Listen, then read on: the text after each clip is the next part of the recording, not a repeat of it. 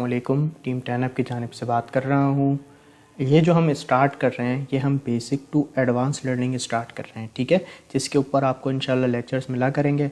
और आज का जो हमारा टॉपिक है वो है RSI, ठीक है ना। RSI के बारे में हम जानेंगे क्या है और इसे किस तरह से हमने यूज़ करना है।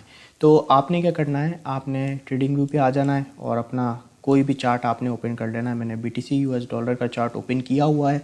अब आपने करना क्या है, RSI को यूज़ करने के लिए आपने यहाँ पे आना है इंडिकेटर्स पे, ठीक है ना। यहाँ पे आपके पास लिखा हुआ आ रहा होगा इंडिकेटर्स। इस तरह से आपके पास ये ओपन हो जाएगा। सर्च में आके आपने लिखना है RSI। आपके पास यहाँ पे लिखा हुआ आ जाएगा टेक्निकल्स में रिलेटिव स्ट्रेंथ इंडेक्स। इसको आपने सेलेक्ट कर लेना है। इस तरह से आपके पास ये एक RSI आ जाएगी, ठीक है।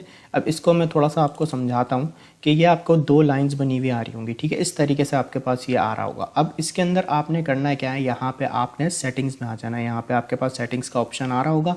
यहाँ पे आप जैसे ही क्लिक करेंगे इस तरह से आपके पास ये ओपन हो जाएगा। इनपुट्स आपने इसके सेम रहने देने, इसमें आपने कोई चेंजेस नहीं करनी है। स्टाइल में अगर आप आएंगे तो ये आप देख रहे हैं पर्पल वाली लाइन, ये हमारी RSI की लाइन है, ठीक है। अब इसके अंदर आप अगर चाहें तो इसका कोई भी कलर चेंज कर सकते हैं, ठीक है। कोई भी आप कलर चाहें इसका चेंज कर सकते हैं और यहाँ से आप इसको थोड़ा बोल्ड भी कर सकते हैं, जैसे आप चाहें वो कर सकते हैं। और ये जो हमारी दूसरी वाली लाइन है येलो वाली, ये हमारी RSI based moving average line है, ठीक है। इसको भी आप चाहें तो इसका कोई भी कलर यहाँ से आप दे सकते हैं, ठीक है। अभी मैं आपको सेटिंग समझा रहा हूँ, सिर्फ कोई भी आप यहाँ पे कलर दे सकते हैं, ठीक है। उसके बाद यहाँ पे ये है हमारा RSI अपर बैंड। ये जो है हमारा RSI अपर बैंड है, ठीक है ना। इसकी सेटिंग यहाँ पे 70 पे हुई है। अगर आप चाहें तो इसका कलर यहाँ से चेंज कर सकते हैं, इसको बोल्ड कर सकते हैं और यहाँ से आप इसको लाइन भी सेट कर सकते हैं। इसी तरीके से हमारा RSI मिडिल बैंड है जो इसका सेंटर में होता है, इसकी भी आप सेटिंग चाहें तो यहाँ से चेंज कर सकते हैं, जैसी चाहे आप कर सकते हैं, ठीक है ना। और यहाँ पे ये हमारा RSI लोअर बैंड है, इसको भी आप जैसे चाहें बोल्ड कर लें, लाइन पे कर लें, ठीक है ना। इस तरीके से आप जैसी चाहे इसकी सेटिंग कर सकते हैं, बट हम इसे अभी डिफ़ॉल्ट पे ही रहने देंगे, ठीक है ना। अब इसकी हम सेटिंग रीसेट कर देते हैं तो इस तरीके से आपके पास आ रहा होगा, ठीक है। अब यहाँ पे इसको समझने वाली बात यह है कि ये जो हमारी RSI है यह हमें इंडिकेशन देती है कि मार्केट आपकी ओवर बॉट है या ओवर सोल्ड है, ठीक है। मार्केट में बहुत ज़्यादा लोग जो कॉइन है उसको बेच रहे हैं या बहुत ज़्यादा ख़रीद रहे हैं, ठीक है। तो इसके लिए मैं आपको सबसे पहले बताता हूँ, यहाँ पे ये जब हमारी RSI 70 के ऊपर आपको दिखाई दे, ठीक है ना, 70 के ऊपर जब आपको RSI दिखाई दे तो इसका मतलब ये है कि मार्केट ओवर बॉट हो रही है, ठीक है। ओवर बॉट से मुराद के बहुत सारे लोग जो हैं वो मार्केट के अंदर ख़रीदारी कर रहे हैं, ठीक है।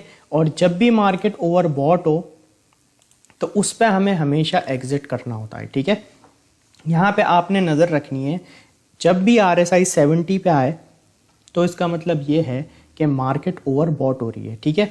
उस वक्त जो टाइम होता है हमारा मार्केट से एग्जिट करने का टाइम होता है, प्रॉफिट बुकिंग का टाइम होता है, मार्केट से निकलने का टाइम होता है। यहाँ पर जब आपकी RSI 30 पे आ जाए, ठीक है ना, यहाँ पे 30 पे, तो इसका मतलब ये है कि मार्केट ओवर सोल्ड की तरफ जा रही है, ठीक है। अच्छा, कुछ लेवल्स पे आपने ध्यान रखना है, ठीक है। आपने सेटिंग क्या करनी है, RSI में आप इस तरीके से आ गए तो यहाँ पे 70 पे आपने नज़र रखनी है, यहाँ 30 पे नज़र रखनी है, ठीक है। और दो में और आपको बता रहा हूँ वो आपने वैसे ही सेट करना है, ठीक है ना।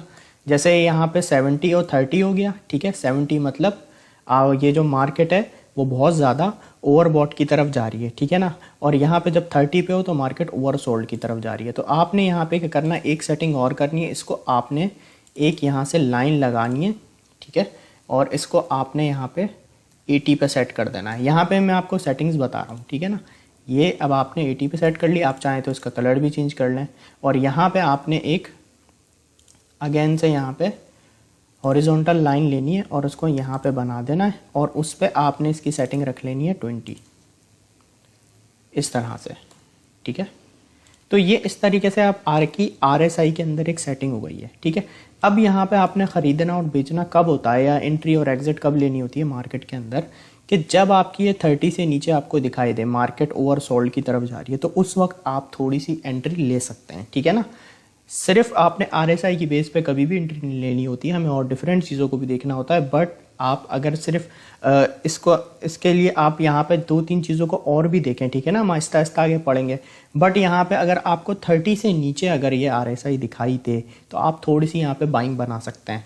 और अगर मार्केट आपको 20 या 20 से नीचे दिखाई दे, यहाँ पे देख रहे हैं बहुत ज़्यादा मार्केट जो है ओवरसोल्ड हो चुकी है, सब ने बेच दिया हो, तो ये टाइम एक अच्छी बाइंग का होता है। ठीक है, अच्छी बाइंग आप कब कर सकते हैं, जब आपको 20 से नीचे दिखाई दे। ठीक है, और यहाँ पे जब आपको RSI 70 पे दिखाई दे, ठीक है ना, मार्केट आप समझे ओवरसोल्ड की तरफ जा रही है, तो आपने यहाँ पे आके अपनी प्रॉफिट बुकिंग स्टार्ट करनी है। जब भी आप कभी बाइंग करें 30 के नीचे या 20 के नीचे, उसके बाद जैसे ही मार्केट बाउंस बैक करे तो आपने 70 पे जैसे ही RSI आया आप अपने प्रॉफिट को बुक करना स्टार्ट करें, क्योंकि मार्केट ओवरबॉट की तरफ जा रही है, ख़रीदने वाले लोग बहुत बढ़ते चले जा रहे हैं और हर कोई बाय कर रहा है, तो वो मार्केट से एग्जिट का टाइम होता है।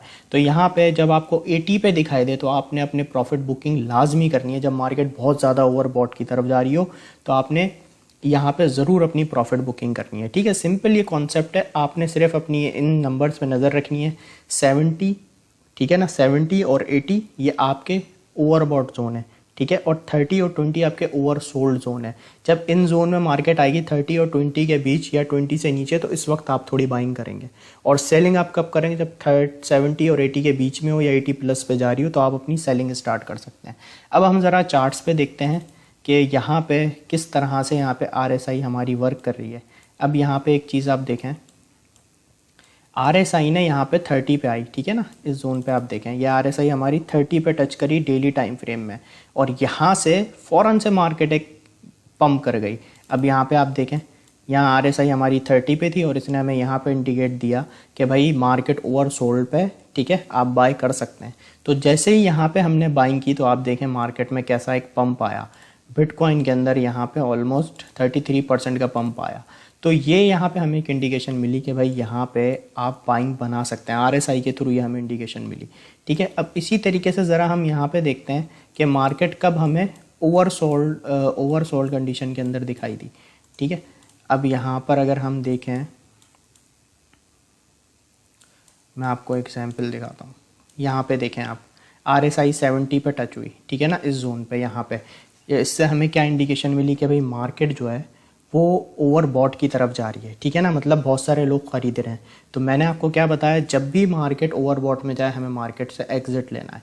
तो यहाँ पे हमें इंडिकेशन मिली कि भाई मार्केट ओवरबॉट में चल रही है, और उसके बाद आप देखें कैसा हमें सेलिंग प्रेशर देखने को मिला, और मार्केट जो है आपको यहाँ पे वापस ओवरसोल्ड में दिखाई दी। और यहाँ पर अगर हम देखें, जब हमने यहाँ पे ओवरसोल्ड में बाइंग की तो यहाँ से हमें एक अच्छा यहाँ से रिवर्सल दिखाई दी। यहाँ पे हमारा एक अच्छा प्रॉफिट बन गया जब हमने यहाँ पे RSI 30 से थोड़ी सी नीचे थी, हमने यहाँ पे अपनी बाइंग बनाई। सिंपली ये कि जब हमने ओवरसोल्ड में बाइंग बनाई, ठीक है, जब सब लोग बेच रहे थे, तो उस वक्त जब हमने बाइंग बनाई तो यहाँ से हमें एक अच्छा प्रॉफिट हुआ। तो हमेशा आपने जब ओवरसोल्ड हो, 30 के नीचे हो, 20 के नीचे हो स्पेशली, तो आप वहाँ पे थोड़ी सी बाइंग कर सकते हैं। ठीक है, और आप सेलिंग कब कर सकते हैं RSI के थ्रू, जब आपको ये ओवरबॉट में नज़र आए। ओवरसोल्ड में आपने बाइंग की थोड़ी सी, और जब आपको ओवरबॉट में दिखाई दिया तो आपने सेलिंग कर दी। ठीक है, सिंपली ये RSI का कॉन्सेप्ट है। तो आई होप आपको ये लेक्चर क्लियर होगा। Thank you so much.